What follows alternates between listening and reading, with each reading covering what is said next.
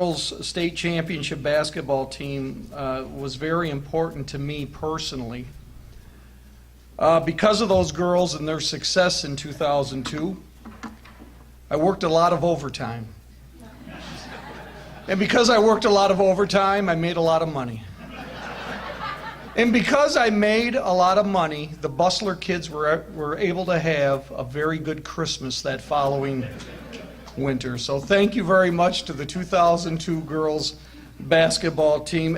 They were fun to cover. I mean, and John Day will agree with me, when a team goes on a roll and it's a local team and you know they're giving it their all and they're having success, it is a pleasure to cover. And you really pull for that team to do well. And then to have gone to IHC and see the success, you take pride too, although you don't want to show too much pride on TV or else you'll have other schools calling you up saying, hey, what are you doing, Mel? But to induct the 2002 Girls State Championship basketball team, well, there's only one person who can do it, the person that knew the team the best, the coach of that team, Jeff St. Croix. Jeff?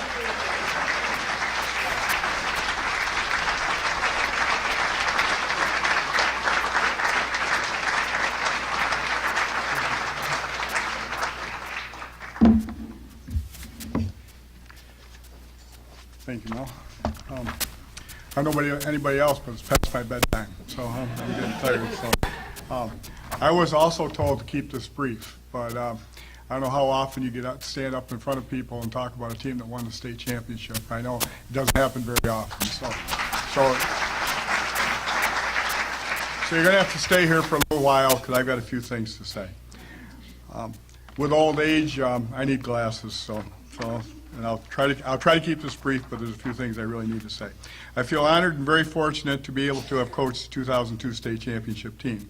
It is my pleasure to have the opportunity to present this fantastic group to you tonight. I often joke about myself that as I get older, it gets harder and harder to remember things. I guess it just comes with age. Having been an educator and a coach for 38 years, I'll often run into a former student, and while I may remember their face, I very often can't remember their name. But, well, tonight, we're all here to honor the 2002 Lady Cavs, as they were called at that time, and I can honestly tell you that my memory is very clear about that season. I have very many fond memories of that year, and I'm going to share a few with you tonight. And I imagine many people here tonight also have very many fond memories. There's a whole table over there of memorabilia, and I would invite you to look at it. There's a number of the girls that live out of state and couldn't come, and they sent their regrets and their memories of the season, so I would invite you to look at that. First, I'd like to acknowledge some individuals that without them, we wouldn't have been as successful as we were. And one I'd like to mention who is here tonight, and that's Mike Fortunato, and I would ask him to stand up, please.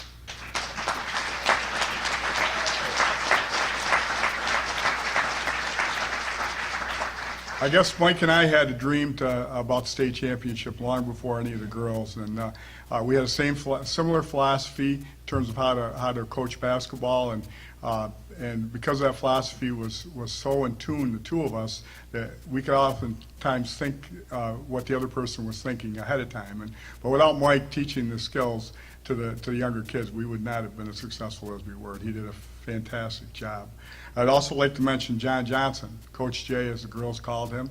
He couldn't be here tonight because of the weather. He was afraid he was going to get stranded here. He lives in Albany now, and he sends his regrets. But both Mike and John were instrumental in our team. Mike in terms of teaching the skills to the younger kids, and John, we used to call him our team philosopher or psychologist. And so if I couldn't reach a kid and Mike couldn't reach him, we'd have John talk to the kid, and he could usually handle it. So I'd like to acknowledge those two. Okay, and sometimes those two kept me sane because some coaching girls is definitely a unique thing, which I'll talk about. I said I'd be brief, and I have 5 minutes, but there's a few other things I'd like to highlight. First of all, I have some memories about this team. One, it was very superstitious, okay, and I was kind of superstitious as well, and the girls will tell you, we had a little routine. So the day before a game, we'd do certain things in practice, and they would always know what was, they could run the practice without me there. And so the day before the game, we'd have a routine, and we'd say who's bringing oranges, who's going to do chapel, and all that stuff. And most of the time I had to tell them what color jerseys to wear. We'd always bring an extra jersey, a pair of shorts, because somebody would usually bring the wrong color. But we had that little routine, and they were very superstitious, and I was as well. You know, you had to sit in the same spot on the bench. You had to bring your lucky towels. I had a little pin, which I have tonight, Guardian Angel. Had a basketball on it, but the basketball one year it fell off, but I was still lucky, and I had to have it with me. So we do different things. We'd have somebody, the day before the game, somebody would be responsible for oranges, somebody had to do chapel, and chapel was a special thing that I'm sure you couldn't do it in the public school. We would have somebody responsible for doing some motivational speech, and sometimes it would be Mike Krzyzewski, John Wooden. Usually there were other speakers as well, and the girls were responsible for it as well, to motivate the team, and it was a big deal. And they used to always look forward to that. And every once in a while we'd have a song. Well, about halfway through the year, we had a theme song. It's the world's greatest. It was a theme of Muhammad Ali. And the girls that are here tonight, I'll bet you they could sing that song for you, because we had to play that before every game. When we did chapel, we'd always pray, and then before we went out in the court, we would say Hail Mary and Our Father. I forget what order it was in, but we always had to say that. If we forgot, somebody would remind us, and I think sometimes somebody up there was helping us to be successful. And then the last thing we had to say was Our Lady of Victory, and then we did that every single game, and I always remember that as being like a superstition that we had to do all the time. So one of my other memories of this team was we had great senior leadership. There were 3 seniors on the team, and there's many coaches here that will tell you that if you're going to have a successful team, you need leadership from somebody. Most of the time it's got to be the seniors. And the 3 seniors that we had in that team, I think, epitomized how the team was. First there was Jillian Redder. Now Jillian didn't even play her junior year, and it was my practice with the kids. I would meet with each one, and I would say, I'm going to tell you how much you're going to play. And with Jillian, I was very honest. I said, Jillian, you're not probably going to play very much. And I'll never forget her response. She said, Coach, I don't care. It's going to be a good team. I want to be a part of it. Okay, and I don't think you'd find too many kids nowadays that would do that. And secondly, Kate Evans. She was a senior captain. Unfortunately, Kate couldn't be here tonight. She lives in Maine. Her parents are here, though. And Kate was a true leader of the team. She used to lead the team, and they had to do stomach crunchers and all these exercises and everything. But I swear to God, the rest of the team would follow her from here to Maine, probably. And but I needed somebody in that team to free up the guards. And so I said to Kate, I convinced Kate, I said, every time you set a screen, I'm going to write an assist in the book for you. You're going to get an assist. She said, okay, Coach, I'll do it. So I still remember that. The championship game at Troy in Hudson Valley Community College. Early in the game, she set a screen for Marisa Vespa, and Marisa Vespa scored. And she turned to the bench. She says, "That's an assist."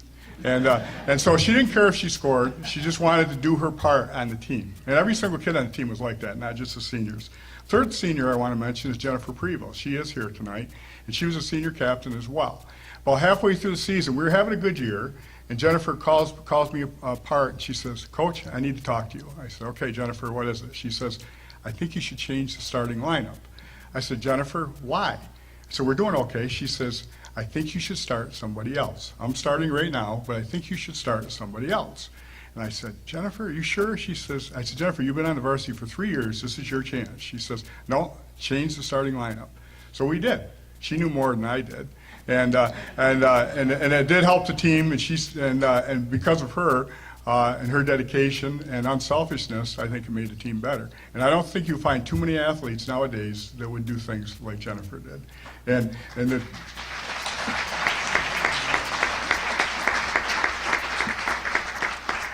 And all 3 seniors were epitomized what the rest of the team was. And I could mention all the kids, but I think we've been here long enough. So, next thing I'd like to mention was the team was extremely competitive, as you know, and they met every challenge head on. John Johnson and Mike Fortunato and myself were amazed sometimes at the challenges that the kids rose to each occasion and seemed to find a way to win. Losing never seemed to be an option. I remember one particular practice as we were preparing for the Final Four. We had just completed a competitive drill, and we are now shooting foul shots. and two of the players called me over to their basket, and the conversation went something like this: "Coach, what happens after we win the states?" And I said, my response was, "Listen, don't worry about that. Let's just win the states first." And they persisted. They said, "No, Mr. St. Croix, what happens after we win?" And I said, "Well, just worry about the state." And they said, "No, really, who would we play next?" So they kept it up, so I finally said, "Look, after we win the states, the next is the Federation tournament." Now, they don't have the Federation tournament now for Class C and D, but they did at the time. And they said, "All right, what happens after that?" So I said, "You know what, I can have some fun with this." So I said, "All right, after the Federation tournament, next we go to nationals. If we win the national tournament, then it's internationals. All right, and then if we win that, then we go to the universe. And Mars has got a pretty good team like that." And of course they laughed, and they didn't believe me, but I just think that's a really good illustration of how competitive they were. They didn't care who they were playing, who the opponent was. They just were all ready for the next challenge in their mind. Okay. Now, I also coached, some of you know this, I also coached boys for 14 years, and I was often asked, is it easier to coach boys or girls? And my response has always been the same, that each group has its own unique challenges.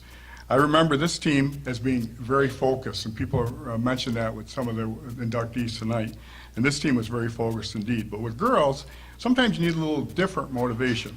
So the previous team had just missed the Final Four by one game. Some of you may remember a player named Stephanie Collins and Odessa Montour. And they went on to win the state championship, and we almost beat them. But we knew we were capable of getting to the States. So early in the season, we talked about how if we go to the States, it's an overnight trip. We're going to stay in a hotel. We'll call it a big sleepover. Now my granddaughters are having a sleepover with my son's in-laws this weekend, and it's their first sleepover, and they're so excited. Okay, and I got to tell you, the team that I coached that year, they were very excited for the sleepover too. All right, so we eventually make it to the state Final Four, and we win the first game. And so we told the girls, lights out by 10 o'clock. We're playing the next day. So there's other teams in the hotel who had either lost or won, and they were still in the hotel. And of course, they had nothing to play for the next day, so they're making all sorts of racket. So about 10:30, I call the front desk and I say, "Listen, can you tell these other teams to be quiet? We have to play tomorrow, and I want them to get their rest." The lady at the front desk, I'll never forget her response. She said, "Coach, 4 of your players have already called." Now, we had 4 rooms in the hotel, which meant that every single room was represented by a call to the front desk. That's how serious they were. Well, needless to say, we did go on to win the state championship, and I think, you know, I'll always remember all the memories that they gave me, all the personal recognition and so on. I got a ton of emails from kids who couldn't come and so on, but I think I'll never, ever forget this team.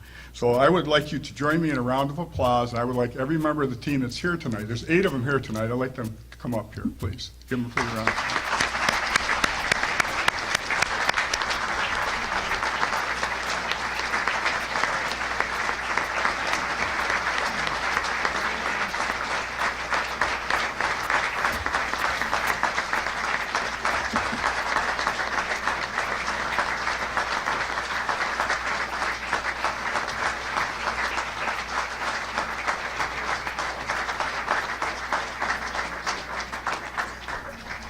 Now, I would personally like to thank all the coaches, parents, and players for giving me a lasting memory of a tremendous season. And now, Team Captain Jennifer Prevost would like to say a few words.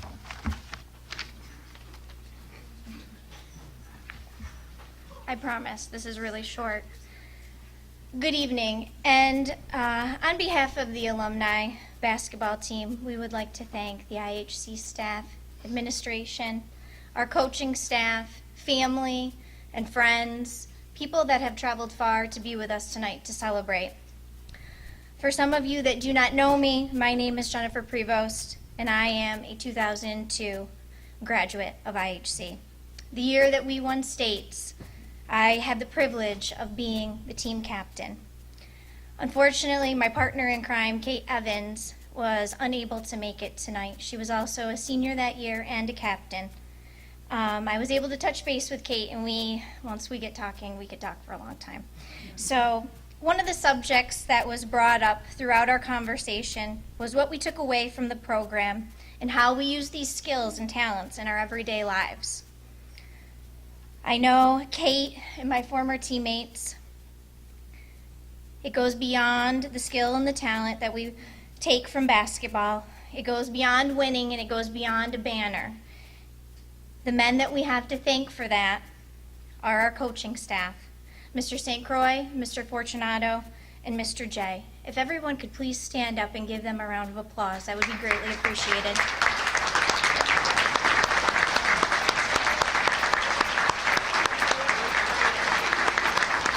And I did say this was going to be quick, and I will leave you with this. Thank you, you men, for giving us something much more than just a banner.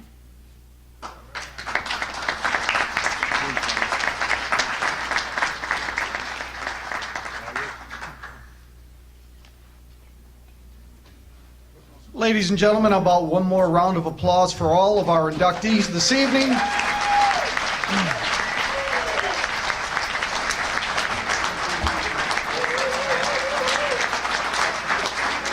And by the way, join us next week here at the Savory as we get a head start on the induction ceremony for 2016. Thank you. Good night, everyone.